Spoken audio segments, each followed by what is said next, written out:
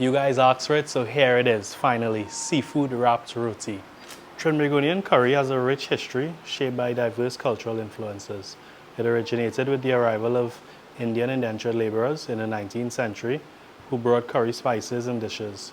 African cooking techniques and indigenous ingredients further enrich Trinbagonian curries. Over time, cultural exchange among various ethnic groups led to the creation of unique Trinbagonian curry dishes. Adaptations, such as incorporating coconut milk, reflect local tastes. Curry is now deeply ingrained in our culture, celebrated at festivals, and enjoyed as street food, showcasing the island's diverse culinary heritage. Right, so the first step for our seafood roti is to season our seafoods. So today we're using lobster and shrimp. Now remember, this was a very much requested recipe from y'all. So we're doing it with the lobster and the shrimp because of y'all. But really and truly, you could swap out the lobster, you could swap out the shrimp, scallops, calamari. It's really up to you. We're just going in with a simple seasoning blend here. Salt, black pepper, garlic, ginger, and a mild curry powder. Same exact thing for the shrimp. The main reason why we're seasoning it separately is because they both have different cooking times. If not, then you could just put all the seafood in the same bowl and season it together. But the lobster is going to take a little longer to cook as compared to the shrimp. So what we're going to do for that is, when it's time to cook, we will just throw in our lobster first and time it. Shrimp will take about 2-3 minutes. So when we know that our lobster only needs about 2-3 minutes remaining, then we add in the shrimp. And what I like to do is get all of your seafood to be the same size. Based on the size of the shrimp, I cut the lobster that size. And also, because we're making a wrap roti, you don't want the shrimp to be too big. You can buy larger shrimp than this, but I mean, you don't want it to be too big. My thinking is each shrimp or each piece of seafood should be bite size.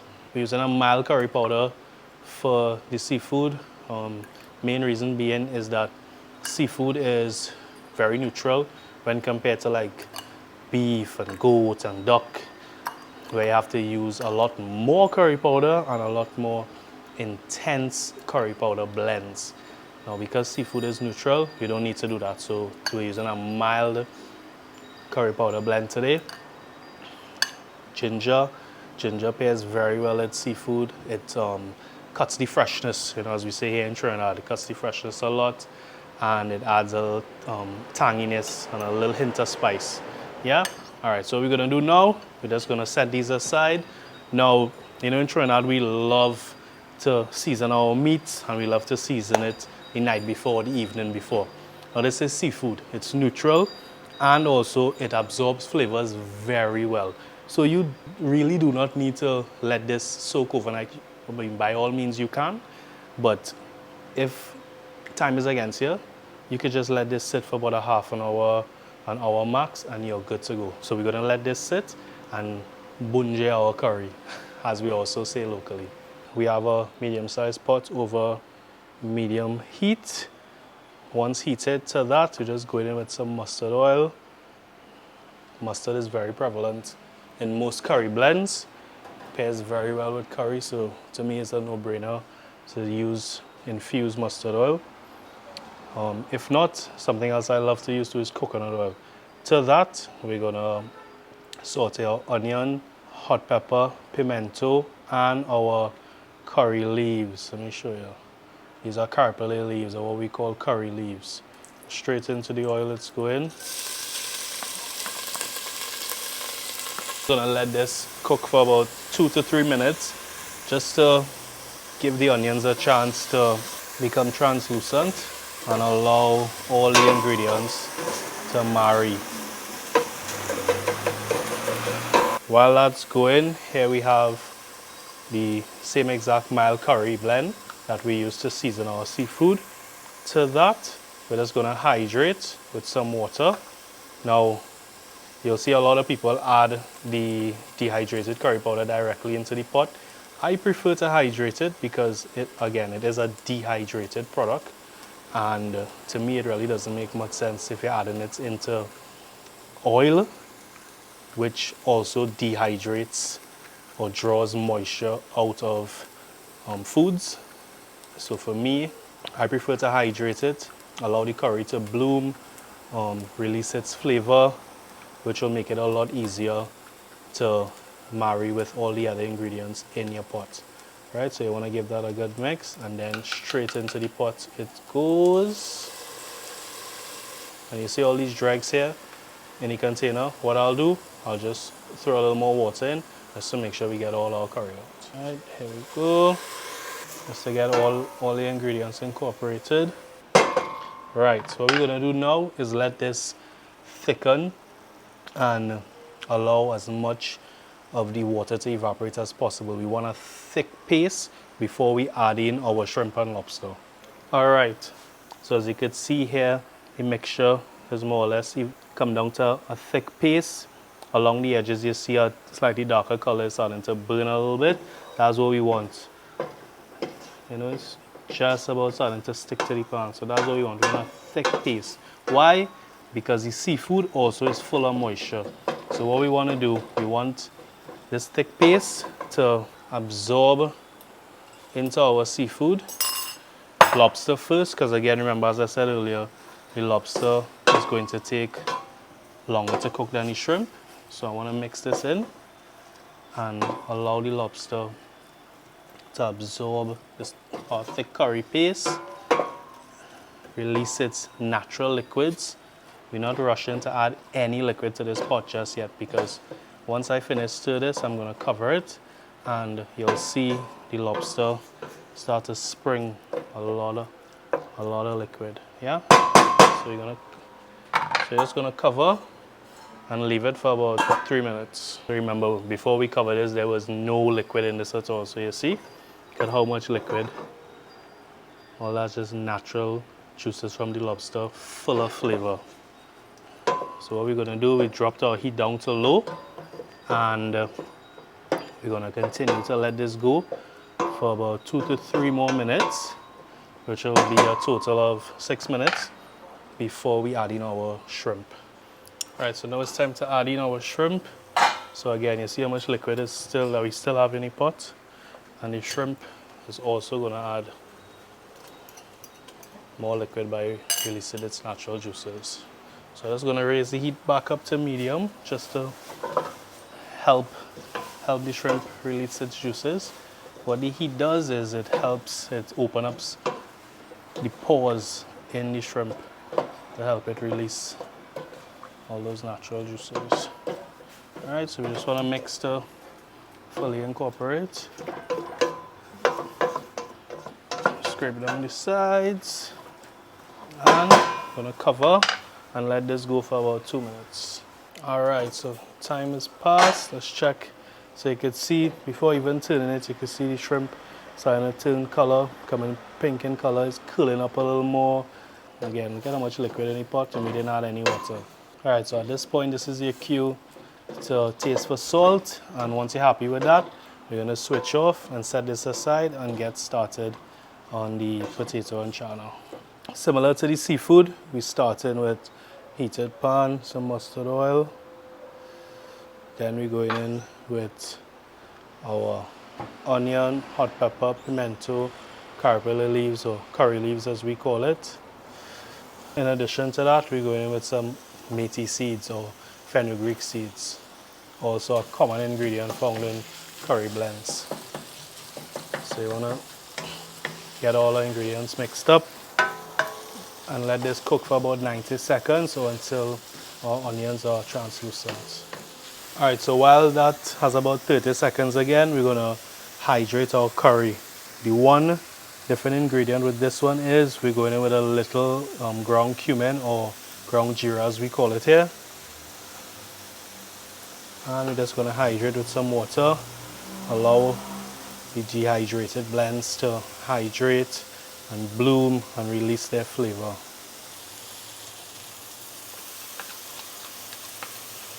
So I'm just raising the heat back up to high, because what we want to do, we want this to thicken up to a thick, dry paste. Just mix in to fully incorporate all our ingredients. Right, so we're just gonna leave this and let it thicken up to a thick paste before we go further. When you move it, it's almost all of it is moving with me.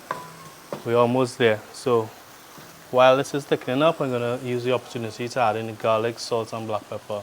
I don't like to add in the garlic too early because garlic gets bitter when burnt. So you don't want to overcook it. And salt and pepper now, because it's just a lot simpler to mix into our curry paste so that the potato and chana could absorb it along with all the other ingredients while cooking. So this is our cue, going in with our soaked chana.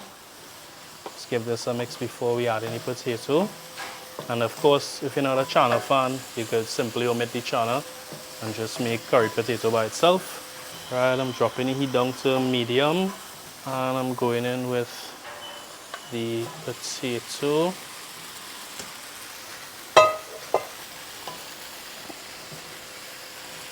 And you want to coat all the pieces of potato in your curry mixture because you want the heat to heat up the potato and the chana, open up its pores and allow it to release its natural juices and also absorb the flavors of your curry paste. Oops, you lost one.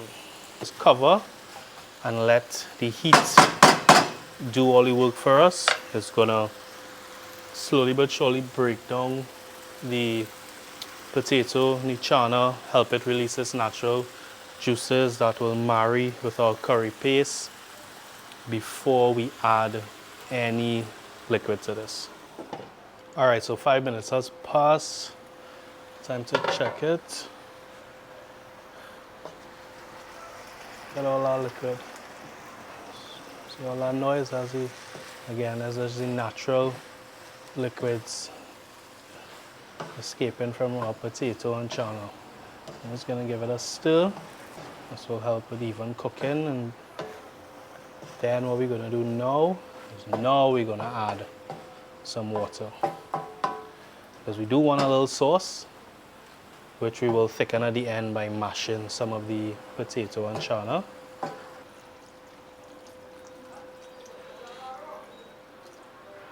Right, just enough to barely cover. I'm gonna bring this to a boil and then reduce it to a simmer. And we just wanna allow the chana and potato to cook until tender. It should be about 10, 12 minutes max. So it's been 15 minutes. So let's check our curried potato. Simplest way to check, you can use a knife, fork, or you can just use your spoon here. You see how easy the potato is breaking up? That's when you know potato is done. Fully cooked.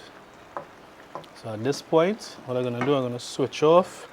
I'm going in with some freshly chopped shadow belly because we want to take full advantage of its aroma.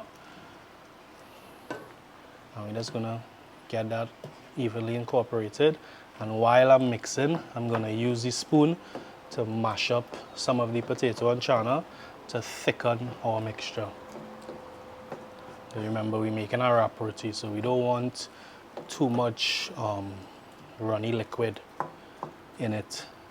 And of course, at this point, this is when you taste for salt and adjust accordingly to your preference. But this is essentially what we're looking for. Thick consistency, not too runny, not too dry. Yeah, so we're gonna set this aside and get started on the pumpkin now. All right, so for the pumpkin, just like the potato and chana, just like the shrimp, we're starting off hot, medium-sized pot, some mustard oil, onion, hot pepper. Spread this around. Next, we're going in with our curry leaves, jeera powder, methi seeds. If you want to use whole jeera seeds or whole cumin seeds, that's perfectly fine as well. I tend to alternate between the two. And a not so common ingredient, cinnamon stick. Now, of course, cinnamon stick is optional, but for me it adds a lot of warmth and earthiness to the pumpkin. Complements the pumpkin very well. So we're just gonna give this a mix and let this go over medium heat for about 90 seconds before we add in our salt and garlic, and then a little later, our pumpkin. Right, next we go in with our minced garlic and salt. I don't like to add the garlic too early because you don't want it to burn and get bitter in taste. Similar to the curried potato, adding the salt now will just make it a lot easier to incorporate into the pumpkin. I raise my heat to high and add our pumpkin. Before I add it, let me just show you the size now. You want to help out your pumpkin by cutting it up into small, even pieces. This will allow it to break down a lot faster, much more evenly, as opposed to larger chunks and ununiformed chunks. Alright, so when we go in with all our pumpkin, we want to try our best to get our pumpkin coated in our gyro mix. Already smelling the cinnamon. Alright, so once that's all mixed up, we're going to leave our heat on high because we want the heat to break down our pumpkin, release its natural juices and help it marry and absorb the flavors of the jeera, the onion, the hot pepper, the garlic, cinnamon, the curry leaves. Alright, so we're going to cover and let this sweat or braise and check back in about 5 minutes. Alright, so 5 minutes has passed, so let's check our pumpkin. So you could hear the evaporation taking place at the bottom. That's what we want. You see how it's already starting to spring its liquid? That's what we want. We want the heat to break down the pumpkin, let it release its juices and marry with all the other ingredients. So I'm just going to give it a stir. As you can see, just by stirring it, it's also breaking down. See the pumpkin break down. So the high heat is doing its thing. This pumpkin has a lot of moisture.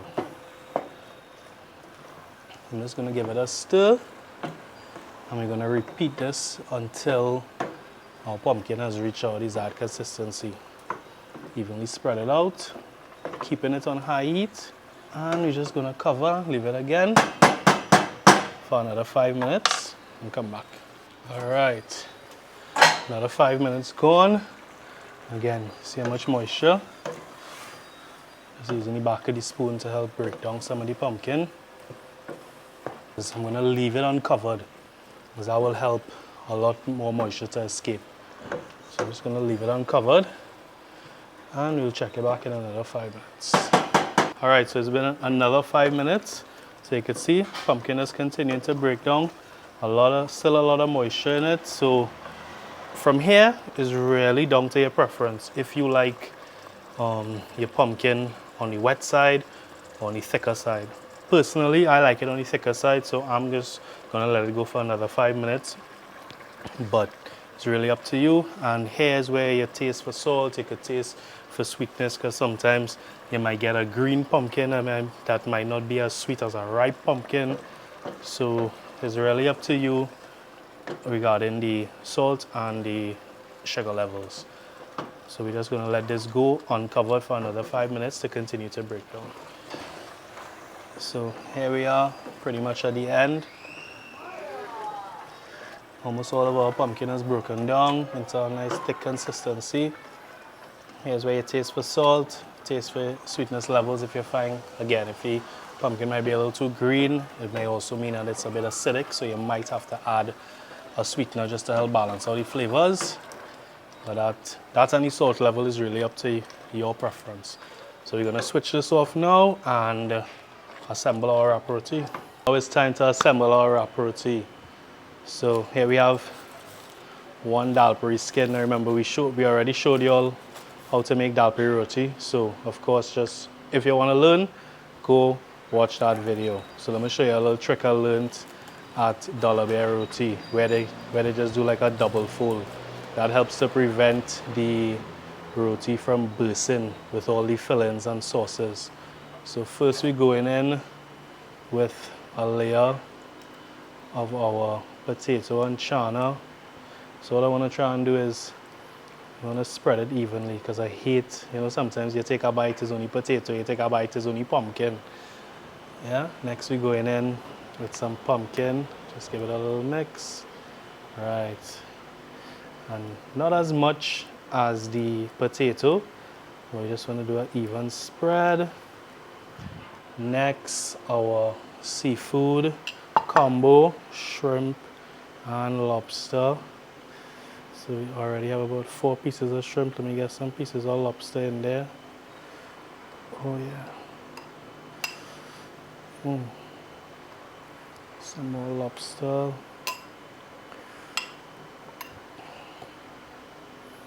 Oh yeah.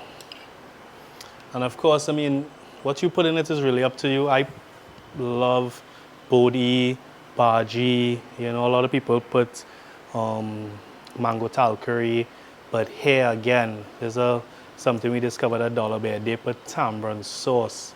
So ever since I've just always fallen in love with that. So I just go in with a little tamarind sauce.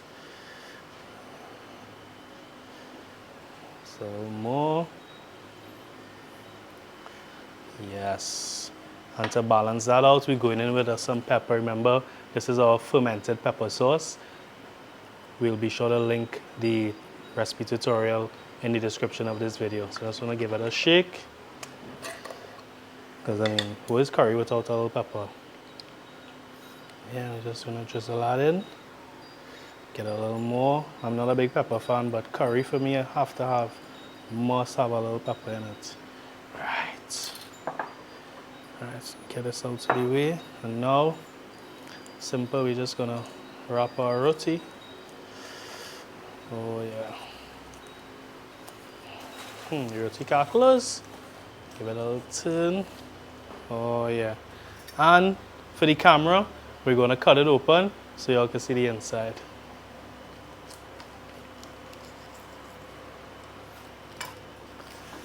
Oh yeah, look at that. Potatoes, getting all the pumpkin, the pieces of the seafood, tamarind sauce. You could smell the fermented pepper sauce.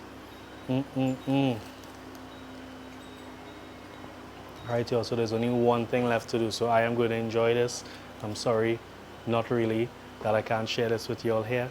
But thanks so much for joining us. And of course, as always, if you found value in this video, be sure to hit the like button and subscribe. Thanks, bye.